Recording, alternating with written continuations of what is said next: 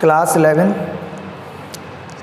और class 11th में आज न्यू चैप्टर स्टार्ट कर रहे हैं, पीरियोडिसिटी फंक्शन, पीरियोडिक टेबल एक तरीके से, और उसके जो पीरियोडिक फंक्शन है, जो पीरियोडिक टेबल वाला चैप्टर है वो स्टार्ट कर रहे हैं पीरियोडिक टेबल के बारे में। और पीरियोडिक फंक्शन क्या है, और दूसरी चीज़ पीरियोडिक प्रॉपर्टी, कौन सी प्रॉपर्टी हैं जिनसे ये सारी चीज़ें डिफाइन होगी। एक तरीके से तीन चीज़ें हैं इस चैप्टर में, पीरियोडिक टेबल, पीरियोडिक फंक्शन क्या है, पीरियोडिक प्रॉपर्टी क्या है, इन सब चीज़ों को पढ़ना है। अच्छा, सबसे पहले बात करते हैं, कुछ ऐसी जनरल नॉलेज की बात है कि आपको पता है इतने सारे एलिमेंट डिस्कवर कर लिए गए। अब इन एलिमेंट के बारे में जानना, फिर उनके बारे में पढ़ना। मान लो अभी नॉन एलिमेंट, मान लो बाय द वे कुछ लोग 118 मानते हैं, कुछ लोग इससे भी ज़्यादा है, कुछ लोग 119 कहते हैं, कुछ कहते हैं 123 है, जो भी है, इन सबको अलग अलग स्टडी करना, इन सब के बारे में अलग अलग बताना, ये बहुत ज़्यादा टफ था और इतना पॉसिबल भी नहीं था कि सबके एलिमेंट के बारे में आप अलग अलग बता सको। अच्छा, तो इसके लिए फिर एक विचारधारा आई कि एक काम करते हैं, इनको कायदे में अरेंज कर दिया जाए। कायदे में अरेंज करने का मतलब है कि जैसे कि कुछ सिमिलरिटी वाले लोग होते हैं, जैसे कुछ एलिमेंट हैं जिनके कैरेक्टरिस्टिक सेम है, उनको एक साथ रख दिया जाए, कुछ अदर कैरेक्टरिस्टिक वाले हैं उनको भी एक साथ रख दिया जाए। जब ऐसा किया जाएगा तो एक के बारे में पढ़ लोगे तो उससे रिलेटेड 7 कैरेक्टरिस्टिक वाले उनके बारे में भी पढ़ लोगे। ऐसी विचारधारा बनने के बाद लोगों ने क्लासिफिकेशन देना स्टार्ट किया। सबसे पहले आपके देखो, मैं एक भी जो पुराने फेल हो गए उनके बारे में ज़्यादा चर्चा नहीं करूँगा क्योंकि कोई मीनिंग नहीं है, ठीक है। सबसे पहले क्लासिफिकेशन के लिए आपके आए डोबेराइनर, थोड़ा थोड़ा बोल दूंगा, सबने सुना है डोबेराइनर ट्राइडला। इन्होंने कुछ नहीं बताया, बोले जैसे आपका लिथियम है, सोडियम है, पोटेशियम है, तो ये जो सोडियम है इसकी जो प्रॉपर्टी होगी वो लिथियम और पोटेशियम की प्रॉपर्टी का एवरेज होगा, ठीक है। लाइक इसका एटॉमिक मास 7 होता है, पोटेशियम का 39 होता है, डिवाइड किया 46 मतलब 23 आया। तो ये डोबेराइनर ट्राइडला था, यही था डोबेराइनर ट्राइडला, ठीक है।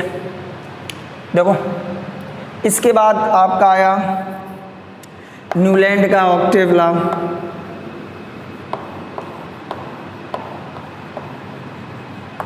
न्यूलैंड ऑक्टेव लॉ क्या है, इन्होंने ये बताया जैसे कि संगीत में होता है वो जने क्या, सारे गामा पा धा नि सा, मतलब कि जो 1 से 7 तक जो 8वां होगा वो पहले के जैसा होगा, ये बताया था। और जो न्यूलैंड ऑक्टेव लॉ है वो केवल एटॉमिक नंबर 20 तक वैलिड हो पाया, 20 के बाद फेल हो गया। इनका मतलब ये था कि जो पहला एलिमेंट है वो आपके 7वें एलिमेंट जैसा, पहला और 7वां एलिमेंट एक दूसरे से सेम होगा, जो भी है न्यूलैंड ऑक्टेव लॉ। इसके बाद आपके आए Lothar Meyer curve. Lothar Meyer curve में कुछ नहीं, इन्होंने एटॉमिक नंबर एटॉमिक मास के बीच में कुछ ऐसा ग्राफ खींचा, ऐसे करके पीक पे एल्कली मेटल इधर उधर, नोबेल गैस फलाना ठिकाना रख के, जो भी हो गया। कुल मिला के ये आए और आके चले गए, लेकिन कम्प्लीटली नहीं हुए। कम्प्लीटली अगर रियलिटी बात करो तो सबसे पहले आए, अच्छे से डिफाइन करने की कोशिश की, वो थे मेंडलीव।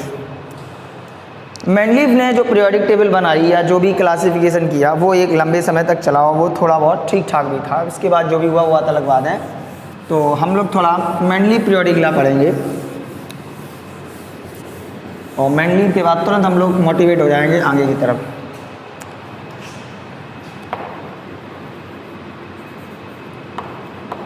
मेंडलीव पीरियोडिक लॉ क्या है? मेंडलीव पीरियोडिक लॉ इन्होंने बताया physical and chemical function of the, किसी भी एलिमेंट के, जो कोई भी एलिमेंट है, इन्होंने उसका फिजिकल और केमिकल फंक्शन डिफाइन करने के लिए मॉलिक्यूलर वेट को माना। उन्होंने बताया एनी एलिमेंट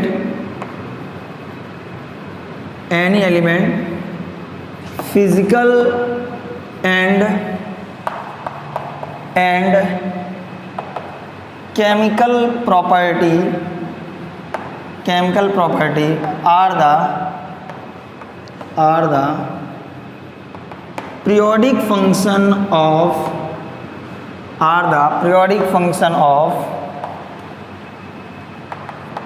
atomic mass। इन्होंने एटॉमिक मास को बेस मानते हुए मेंडलीव ने पीरियोडिक टेबल दी, लेकिन इसमें भी बहुत सारी कमियां थी।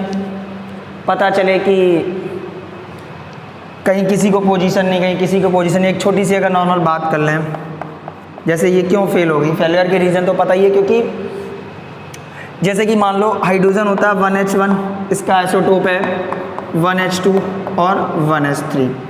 जैसे क्लोरीन है 70Cl35 और 70Cl37, ये आपके आइसोटोप होते हैं, ये भी आइसोटोप है। क्या है? आइसोटोप है। अगर हम बात करें कि अकॉर्डिंग टू मेंडलीव कि एलिमेंट का पीरियोडिक फंक्शन, फिजिकल और केमिकल प्रॉपर्टी को डिफाइन करने वाला जो पीरियोडिक फंक्शन है, वो अगर एटॉमिक मास है तो हाइड्रोजन की तो फिर 3 जगह पोजीशन होनी चाहिए, 1 2 3, ऐसे बहुत सारे। क्लोरीन की भी 2 होनी चाहिए, 35 37, 8O16, 8O17, 8O18, है कि नहीं? तो इन सब की अलग अलग पोजीशन होनी चाहिए, लेकिन ऐसा तो नहीं है। तो इसी तरीके से ये भी फेल्योर हो गया। और भी रीज़न है, कोई मतलब नहीं है।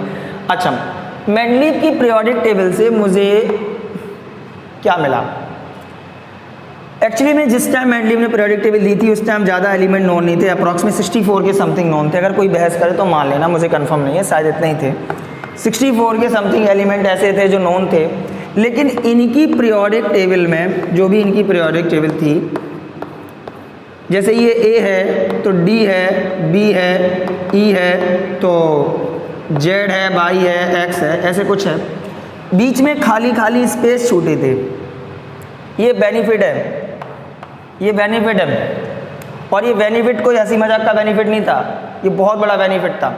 मुझे बेनिफिट देखना है मेंडलीव से। फेल क्यों हो गए, किसी की बुराई मत करो, अच्छा ही चीज़ें देखो। तो है क्या, इनकी पीरियोडिक टेबल में कुछ बीच बीच में खाली स्पेस छूटे हुए थे। तो सर उससे हमें क्या खाली स्पेस छूटे थे? बोले नहीं भर पाए तो स्पेस छोड़ दी।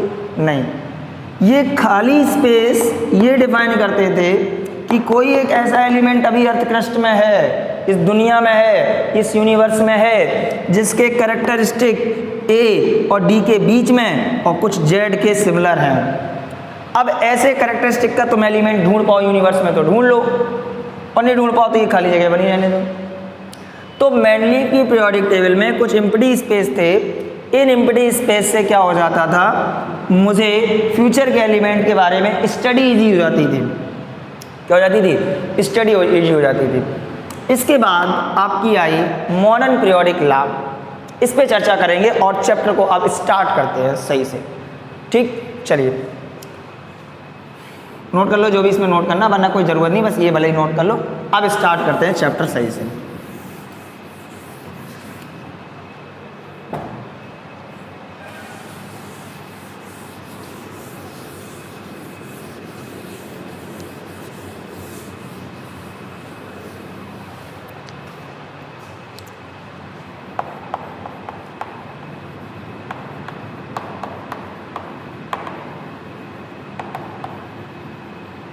Modern periodic law given by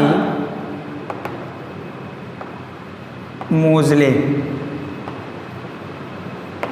मोज़ले ने दिया, इसको मॉडर्न पीरियोडिक लॉ भी बोलते हैं, मॉडर्न मेंडलीव पीरियोडिक लॉ भी बोल सकते हैं, क्योंकि उससे ही थोड़ा प्रेरित था। मोज़ले ने क्या किया, मोज़ले ने कहा कि चलो मेंडलीव सर आपने जो कहा मैं आज पे आपकी बातों पे मानता हूँ, ठीक, और मैं एक काम करता हूँ, दिस इज़ फ्रीक्वेंसी, ये क्या है, new frequency, this is atomic mass and this is atomic number. कि मेंडलीव बोल के गए थे कि जैसे जैसे एटॉमिक मास, मतलब increasing order of atomic mass में रखा, एटॉमिक मास को इन्होंने वो माना पीरियोडिक फंक्शन। किसने? मेंडलीव ने। तो इन्होंने सभी एलिमेंट की फ्रीक्वेंसी निकाली। फ्रीक्वेंसी निकालने के बाद उस फ्रीक्वेंसी को इन्होंने, मान लो 20 एलिमेंट थे, 20 एलिमेंट की फ्रीक्वेंसी निकाली न्यू, और फ्रीक्वेंसी निकालने के बाद इन्होंने कहा एक काम करो, इस फ्रीक्वेंसी को एटॉमिक मास और एटॉमिक नंबर से मैच करो। तो इन्होंने देखा कि जैसे एटॉमिक मास बढ़े तो कौ फ्रीक्वेंसी बढ़े, कौ घट जाए, कौ बढ़ जाए, कौ घट जाए, कौ बढ़ जाए। मतलब ये था कि एटॉमिक मास के बढ़ने के साथ साथ फ्रीक्वेंसी उस हिसाब से नहीं बढ़ रही थी, कभी बढ़ जाती थी, कभी घट जाती थी। तो दिस इज इर्रेगुलर ग्राफ। ये ग्राफ कैसा आया? इर्रेगुलर आया। अच्छा, फिर इसके बाद इन्होंने उसी फ्रीक्वेंसी को, जो एलिमेंटों की फ्रीक्वेंसी निकाली थी, उन्हीं फ्रीक्वेंसी को एटॉमिक नंबर से जब मैच किया तो देखा एक स्ट्रेट लाइन आई। इसका मतलब इन्होंने बताया कि जैसे जैसे एटॉमिक नंबर बढ़ा, जैसे जैसे एटॉमिक नंबर बढ़ा, एलिमेंट की एक रेगुलर वे में फ्रीक्वेंसी भी बढ़ गई। एलिमेंट की रेगुलर वे में क्या बढ़ गई? फ्रीक्वेंसी भी बढ़ गई। और फिर इन्होंने कहा कि एटॉमिक नंबर बढ़ने के साथ साथ फ्रीक्वेंसी बढ़ी। Frequency is also characteristic of any element. तो फिर इन्होंने क्लासिफिकेशन का जो बेस बनाया, फिजिकल और केमिकल प्रॉपर्टी को डिफाइन करने का जो पीरियोडिक फंक्शन माना, वो पीरियोडिक फंक्शन किसको माना? एटॉमिक नंबर को। और इन्होंने एक छोटा सा इक्वेशन दिया। क्या? इसको हटा रहा हूं मैं। क्या दिया? कि under root of frequency is directly proportional to the atomic number. इसको हटाया, एक कांस्टेंट आया b, and this is z।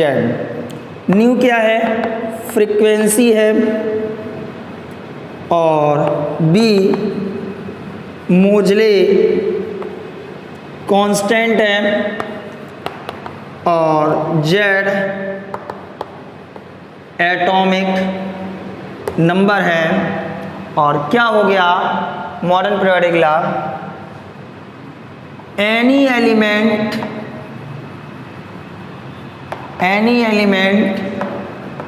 physical and chemical property are the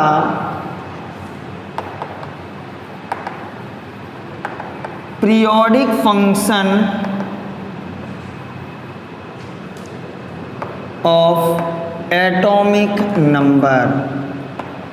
और इन्होंने इसको एक्सपेरिमेंटली प्रूव भी कर दिया था। ठीक, तो मॉडर्न जो पीरियोडिक टेबल आई वो मोजले ने दी। उसमें क्या था, क्या खासियत थी, पहले इसको नोट करो, फिर आगे बता रहे। किसी को अब से अगर कोई डाउट आ रहा है तो वो मुझसे पूछ सकता है। इससे पहले के जो डाउट थे वो मैं क्लियर नहीं करूँगा।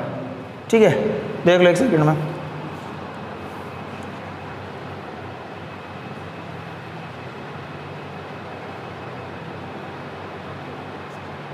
चलिए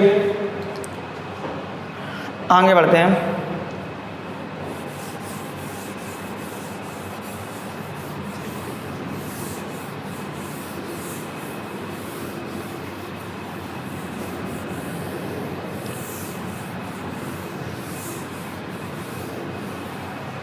जो मॉडर्न पीरियोडिक टेबल आई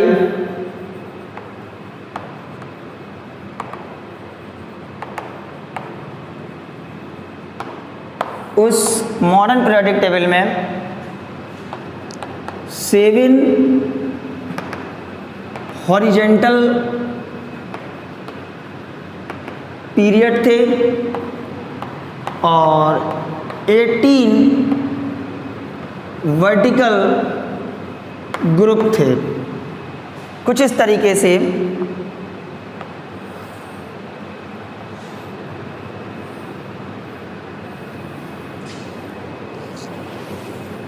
ये आपकी पीरियोडिक टेबल है। ये कुछ अलग बचा हुआ पोर्शन इन्होंने पीरियोडिक टेबल को 4 कंपार्टमेंट बांटा। ये S block, this is D block and this is P block और नीचे एफ ब्लॉक। एस ब्लॉक में 2 ग्रुप थे, फर्स्ट और सेकंड। डी ब्लॉक में 10 थे, 1 2 3 4 5 6 7 8 9 और ये 10। पी ब्लॉक में 6 थे, 1 2 3 4 5 और 6। 3 पीरियड इस लाइन के ऊपर हुआ करते हैं। टोटल पीरियड कितने थे? 7। 3 पीरियड इसके ऊपर और बाकी 4 पीरियड इसके नीचे। ठीक है, 2 यहाँ पे ग्रुप, 8 यहाँ पे, 10 यहाँ पे, 8 यहाँ पे, 10 2 12 18। इसको आपको 2 पार्ट में बांटा गया था, लेंथेनॉइड एक्टिनॉइड, और इसमें ऐसे 14 कंपार्टमेंट थे। 14 शायद ज़्यादा हो गए, 1 2 3 4 6 7 8 9 10 11 12 13 और ये 14। अच्छा, एस ब्लॉक में फर्स्ट ग्रुप में एल्कली मेटल, सेकंड ग्रुप में एल्कली अर्थ मेटल। ये फर्स्ट पीरियड है, ये सेकंड पीरियड है, ये थर्ड पीरियड, ये फोर्थ पीरियड, ये फिफ्थ पीरियड, ये सिक्स पीरियड, ये 7 पीरियड। फर्स्ट पीरियड में मात्र 2 एलिमेंट, फर्स्ट पीरियड में मात्र 2 element, very small period. Second period में 8 element, small period, short period, very short period, short period. Third period में 8 element, short period. Fourth period में 18 element, long period. Fifth period में 18 element, long period. 6 period में 32 element. क्यों? क्योंकि sir 14 तो यहाँ पे और यहाँ, सॉरी 18 यहाँ पे और 14 यहाँ के शिफ्ट यहाँ कर दिए गए थे, जोड़े तो इसके ही जाएंगे। Very long period. और 7 पीरियड में 32 तो हैं, जो आएगा फिर उनको भी व्यवस्थित कहीं किया जाएगा, तो इसको वेरी लार्ज पीरियड। तो first period very short, short short, long long, very long और वेरी वेरी लॉन्ग। ठीक है, यहाँ पे एल्कली मेटल फर्स्ट ग्रुप में, एल्कली मेटल सेकंड ग्रुप में, एल्कली अर्थ मेटल थर्ड में बोरॉन फैमिली, फोर्थ में कार्बन फैमिली, फिफ्थ में नाइट्रोजन फैमिली। नाइट्रोजन फैमिली का नाम होता है पिनिकोजेंस, ऐसी बोल रहा हूँ मैं। 6 में ऑन्कोजन, 7th में हेलोजन और 8th में नोबेल गैस। कौन सी होती हैं? Noble gas. तो 7 हॉरिजॉन्टल पीरियड थे, 8 वर्टिकल ग्रुप थे। पहला पीरियड आपका short, very short, short short, long long, very long, very long. इसके बाद सुनो, अब कुछ बातें हैं।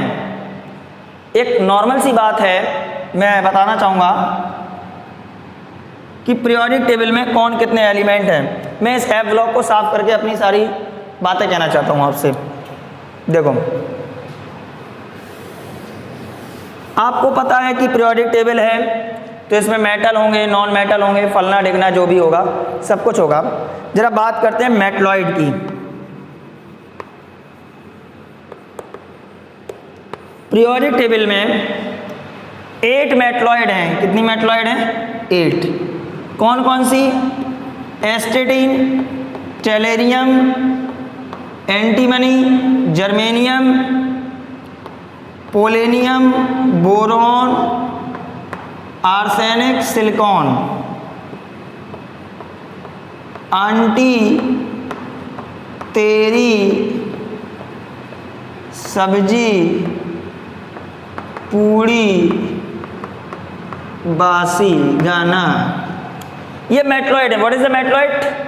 मेटलॉइड वो होते हैं जिनमें मेटल और नॉन मेटल दोनों के कैरेक्टरिस्टिक होते हैं, या बीच के जो होते हैं उनको मेटलॉइड बोलते हैं। चलिए, boron, aluminium, gallium, indium, thallium, carbon, silicon, germanium, tin, lead, nitrogen, phosphorus, arsenic, antimony, bismuth, oxygen, sulphur, selenium, tellurium, polonium, fluorine, chlorine, bromine, iodine, astatine, helium, neon, argon, krypton, xenon, radon.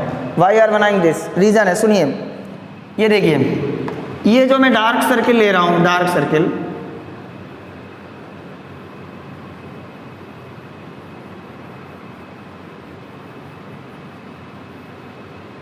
ये जो मैं dark circle ले रहा हूं, ध्यान सुनो। इस dark circle के अंदर देखो 8 एलिमेंट होंगे, 2, 2, 4, 2, 6 और 2, 8। ठीक, क्यों लिया? इसलिए लिया क्योंकि ये मेटलॉइड है। आपके पास जो भी कलर्ड पीरियोडिक टेबल होगी, इसमें इनको अलग कलर से बनाया गया होगा। ये क्या है? मेटलॉइड, मतलब इसमें मेटल और नॉन मेटल दोनों के कैरेक्टरिस्टिक होते हैं। ठीक है, इस झिलमिल झिलमिल वाली जो लाइन है, किचिक किचिक करने वाली जो लाइन है, इस लाइन के इस तरफ, इस लाइन के इस तरफ जितने भी एलिमेंट हैं वो सब के सब क्या हैं? नॉन मेटल हैं। क्या है? नॉन मेटल हैं। और इस लाइन के इस तरफ ये सब जो भी एलिमेंट हैं, ये सब क्या हैं? मेटल हैं। तो पीरियोडिक टेबल में कौन मेटल है, कौन नॉन मेटल है, क्लियर कट हो गया। अच्छा, मेटलॉइड हो गई। इसके बाद दूसरी चीज है गैसियस एलिमेंट। पीरियोडिक टेबल में कितने एलिमेंट ऐसे हैं जो गैस फॉर्म में पाए जाते हैं? तो पूरी पीरियोडिक टेबल में 11 एलिमेंट ऐसे हैं जो आपके गैसियस फॉर्म में पाए जाते हैं। नोबल गैस, ये 6 नोबल गैस। अब भाई यहाँ एक और आ गया 118 का, ऐसे OS करके कुछ आया है, याद नहीं मुझे, ये भी आ गया, अगर इसको इंक्लूड कर लो, बट वो रेडियो एक्टिव गैस है, वो रेडियो एक्टिव गैस है, इसलिए इसको हटा के बात कर रहा हूँ मैं। अगर कोई तुमसे बहस करे तो बहस मत करना। अगर तुमसे कोई कहे कि 12 हैं, कहते हैं यस 12 हैं, बट वो जो 12वीं आई है ना, वो रेडियो एक्टिव गैस है, उसको हम हटा के बात कर रहे हैं। ठीक है, 5, 6 ये है, 6 ये, ठीक है, तो 11 है, 6 ये हो गई। 6 ये कौन सी है? Noble gas. और 5 और हैं, फ्लोरीन, क्लोरीन, नाइट्रोजन, हाइड्रोजन और ऑक्सीजन। तो टोटल कितनी हो गई? 11। अच्छा, एक बात सुनो, ये जो 6 हैं ये सब की सब मोनो एटॉमिक गैस हैं। कैसी गैस हैं? Mono atomic gas. और ये सब डाई एटॉमिक हैं, मतलब नोबल गैस कैसी हैं? Monoatomic. और fluorine, chlorine, nitrogen, hydrogen, oxygen कैसी हैं? Die atomic. मतलब फ्लोरीन F2 होता है, Cl2 होता है, N2 होता है, H2 होता है और O2 होता है। नोबल गैस ये सब आपकी ऐसी होती है। टोटल कितनी होगी? 11। अगर कोई बहस करे 12 तो कहते हैं यस सर, लेकिन 12वीं आपकी रेडियो एक्टिव गैस है। बात समझ में आई? ठीक है, तो गैसियस एलिमेंट हो गए पीरियोडिक टेबल में, मेटलॉइड हो गए। कुछ और चीज़ें हैं, जनरल नॉलेज की बातें बता रहे हैं, इसको नोट कर लो, फिर इसके आगे बढ़ते हैं। चलिए, दूसरी जनरल नॉलेज की बात क्या है? मेटलॉइड हो गई, नोबल गैस हो गई, सॉरी गैसियस एलिमेंट हो गए। तीसरी चीज है liquid element.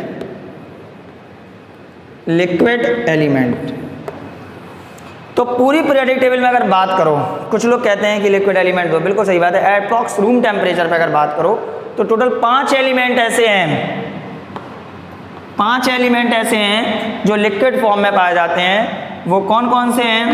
Francium, caesium, mercury, gallium और ब्रोमीन। याद कैसे करोगे? फिर कैसे मरेगा गब्बर, फिर कैसे मरेगा गब्बर। तो ये लिक्विड एलिमेंट हो गए पीरियोडिक टेबल के। मेटलॉइड हो गई, नोबल गैस हो गई, लिक्विड एलिमेंट हो गए पीरियोडिक टेबल में कौन कौन से हैं। इसके बाद है एम्फोटेरिक एलिमेंट, मतलब वो एलिमेंट जो एसिड से भी रिएक्शन कर लेंगे और बेस से भी रिएक्शन कर लेंगे। वो एलिमेंट जो एसिड से भी रिएक्शन कर लेंगे और बेस से भी रिएक्शन कर लेंगे। This type of element is known as the amphoteric element. और एम्फोटेरिक एलिमेंट का नंबर पीरियोडिक टेबल में 9 है। कोई बच्चा आगे चल के मुझसे क्रॉस क्वेश्चन ना करे कि सर आपने एम्फोटेरिक एलिमेंट का नंबर 9 बताया था और ऑक्साइड तो बहुत ज़्यादा होते हैं। मैं एम्फोटेरिक ऑक्साइड की बात नहीं कर रहा हूँ, मैं बात कर रहा हूँ एम्फोटेरिक एलिमेंट की। और एम्फोटेरिक एलिमेंट वो होते हैं जो एसिड और बेस दोनों से रिएक्शन कर लेते हैं, उन्हें कहते हैं एम्फोटेरिक एलिमेंट। कौन कौन से हैं? Antimony, arsenic, tin, silicon, lead, boron, beryllium, aluminium और जिंक। 2, 2, 4, 2, 6, 2, 8, 1, 9 ये आपके हैं एम्फोटेरिक एलिमेंट जो कि आपके एसिड और बेस दोनों से रिएक्शन करते हैं। Antimony, arsenic, tin, silicon, lead, boron, beryllium, aluminium और zinc. These are amphoteric element. तो पीरियोडिक टेबल में कितने गैसियस फॉर्म में एलिमेंट होते हैं, कितने लिक्विड फॉर्म में होते हैं, कौन मेटलॉइड हैं जिसके एसिड और बेस मेटल और नॉन मेटल दोनों के जैसे कैरेक्टरिस्टिक हैं, और कौन ऐसे हैं जो एसिड और बेस दोनों से रिएक्शन करते हैं, मतलब एम्फोटेरिक एलिमेंट है। ये बातें हो गई। इसके बाद फर्स्ट ग्रुप में आपको पता है एल्कली मेटल होता है, सेकंड ग्रुप में एल्कली अर्थ मेटल होता है। ये बोरॉन थर्ड पीरियड में बोरॉन फैमिली है, फोर्थ में कार्बन फैमिली है, फिफ्थ में नाइट्रोजन फैमिली। इसको पिनिकोजेंस बोलते हैं, इसको ऑन्कोजेंस बोलते हैं, इसको हेलोजेंस बोलते हैं और इसको नोबेल गैस बोलते हैं। वो अलग बात है, बाद में बताएंगे, ठीक। और ये आपका डी ब्लॉक है, और डी ब्लॉक में आपके 10 ग्रुप होते हैं, और यहाँ पे एलिमेंट आपने तमाम एलिमेंट हैं, वो बात सब बात अलग है, ठीक है। तो अभी हम आगे बढ़ते हैं किस तरफ, पीरियोडिक प्रॉपर्टीज। पीरियोडिक प्रॉपर्टी, कौन कौन सी प्रॉपर्टी हम लोग डिफाइन करेंगे इस चैप्टर में, तो हम बता रहे हैं आपको।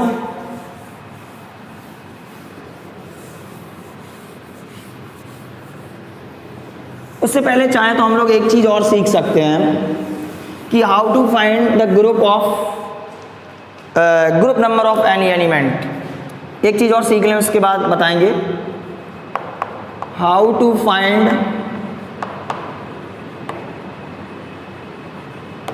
Group number of any element. किसी भी एलिमेंट का ग्रुप नंबर कैसे निकालेंगे बिना इलेक्ट्रॉनिक कन्फिगरेशन के, बिना इलेक्ट्रॉनिक कन्फिगरेशन के ग्रुप नंबर कैसे निकालेंगे। चलिए, नंबर फर्स्ट 1 to 52, 1 से 52 तक के एलिमेंट। अगर कोई एलिमेंट है और जो कि आपका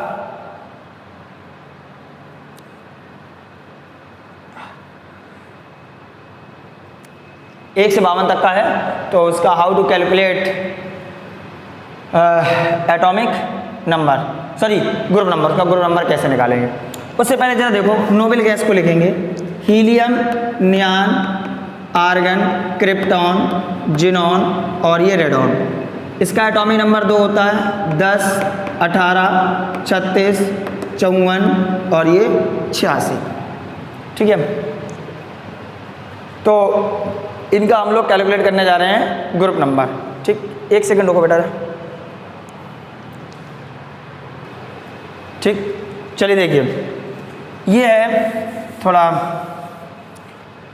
यहाँ 1 to 57 तक निकालेंगे। 1 से 57 तक के एलिमेंट का मान लो आपसे कह दिया कि एक एलिमेंट ए है और इसका एटॉमिक नंबर 11 है, इसका तुम्हें ग्रुप नंबर बताना कितना है। एक एलिमेंट बी है और इसका एटॉमिक नंबर 47 है, इसका ग्रुप नंबर बताना कितना होगा। एक एलिमेंट सी है और इसका एटॉमिक नंबर 52 है, इसका ग्रुप नंबर बताना कितना होगा। तो कैसे कैलकुलेट करेंगे, सुनिए। 1 to 57 तक का क्या रूल है, ग्रुप नंबर बराबर कैसे निकालोगे। जिसका आपको ग्रुप नंबर पूछा गया है उससे जस्ट पहले की नोबेल गैस देखो। जैसे ये 11 है, 11 से पहले की नोबेल गैस कौन सी है, 10, तो उससे पहले की नोबेल गैस हो गई 10। इसमें कितना जोड़ें कि 11 हो जाए, 1, 11 हो गया। जैसे ये 47 है, 47 से पहले की नोबेल गैस कौन सी है, 36, 36 में कितना जोड़ें कि 47 हो जाए? 11 जोड़ दिया। 52 से पहले की नोबेल गैस भी कौन है? 36 है, और 36 में कितना जोड़ें कि 52 हो जाए? 16। ये जो आप जोड़ रहे हो कहाँ तक? इतना होने के लिए नोबेल गैस में ये जो जोड़ रहे हो इतना होने के लिए, this is the group number. मतलब एटॉमिक नंबर 11 वाले एलिमेंट का ग्रुप नंबर कौन सा होगा? पहला। एटॉमिक नंबर 47 वाले का ग्रुप नंबर कौन सा होगा? 11वां। एटॉमिक नंबर 52 वाले का कौन सा होगा? 16वां। कौन सा होगा? 16वां। तो क्या ग्रुप नंबर बराबर नोबेल गैस प्लस नंबर, और जो नंबर जोड़ोगे वो आपका होगा ग्रुप नंबर। तो 1 to 57 तक ये रूल है। इसके बाद चाहे तो या 56 लिख लो, 1 to 56। इसके बाद 57 से 71 तक जो एलिमेंट हैं उनको पीरियोडिक टेबल में नीचे रखा गया है। बोलो, रखा गया ना? ठीक। तो उसके बाद 72 से 88 तक, 72 से 88 तक का अगर आपको ग्रुप नंबर निकालना हो तो कैसे निकालोगे? कैसे निकालेंगे? ग्रुप नंबर बराबर, सपोज आपको 75 का निकालना है, 75 का ग्रुप नंबर निकालना है। कोई एलिमेंट है ई जिसका एटॉमिक नंबर है 75 और इसका ग्रुप नंबर निकालना है। तो देखो 72 से 88 तक तो ये रूल लगेगा। कितने तक लगेगा? 72 से 88 तक। 72 से पहले नोबेल गैस देखो 54 देख लिया। ये 57 से 71 तक के एलिमेंट जो नीचे रखे गए हैं, ये रियलिटी में तो पीरियोडिक टेबल में एक डिब्बे के हैं ना, मतलब एक डिब्बे में कितने एलिमेंट होंगे? 14। तो इसमें पहले जोड़ो 14। 72 से 88 की बात कर रहे हैं। 54 प्लस 14 कितना हो गया? 68। अब इसमें कितना जोड़ें कि 75 हो जाए? सर इसमें 7 जोड़ा, 7 इज द ग्रुप नंबर। तो 75 वाले एटॉमिक नंबर वाले एलिमेंट का ग्रुप नंबर कितना होगा? 7। सर एक और चेक करा दो। चलो 84F कोई एलिमेंट है, इसका क्या निकालना? Group number. Yes sir. 84 72 से 88 के बीच में आ रहा है, ठीक है। 84 से पहले की नोबेल गैस 54 में क्या जोड़ोगे? पहले ये 14 जोड़ दिए, कितना हो गया? 68। अब 68 में कितना जोड़ेंगे? 84 हो जाए। Yes sir. 16 जोड़ दें, कितना जोड़ दें? 16। इसका मतलब इसका ग्रुप नंबर कितना हो गया? 16। एटॉमिक नंबर 84 वाले एलिमेंट का ग्रुप नंबर कितना होगा? 16। अच्छा, इसके बाद सर फिर इसके बाद 89 से 103 तक, 89 से 103 तक फिर पीरियोडिक टेबल में नीचे रख दिए गए। रख दिए नहीं रख दिए गए? इसके बाद के एलिमेंट की कहानी क्या है, इसको नोट करो, उसके बाद की बता रहे। ये हो गया। चलो देखो, अब 89 से 103 तक आ गए तरह। अब इसके बाद 103 के बाद क्या है? 104, 105, 110, 112, 118, बस ये है। अब कहा गया इसका ग्रुप नंबर बताओ, क्योंकि 89 से 103 तो नीचे आ गए। अब इनका ग्रुप नंबर बताओ। अब करने बैठे क्या? इलेक्ट्रॉनिक कन्फिगरेशन, हवा टाइट, कुछ नहीं। लास्ट के जो दो अक्षर हैं, this is the group number. बताओ 104 वाले का ग्रुप नंबर कितना होगा? 4। 105 वाले का 5, 110 वाले का 10, 112 वाले का 12, 118 वाले का 18, 117 वाले का 17। ठीक है, तो यहां से हम लोगों ने ग्रुप नंबर निकालना सीख लिया। ठीक, अब हम लोग अगले लेक्चर में बेटा periodic function like atomic radii, screening effect, effective nuclear charge, ionisation energy, electron affinity, ionic potential, बहुत सारी चीज़ें हैं, इलेक्ट्रॉन एफिनिटी, ये सारी चीज़ों के बारे में पढ़ेंगे कल के लेक्चर से। आज थोड़ा इन्फॉर्मेटिव वैल्यू थी पीरियोडिक टेबल के बारे में। Okay, thank you, good night.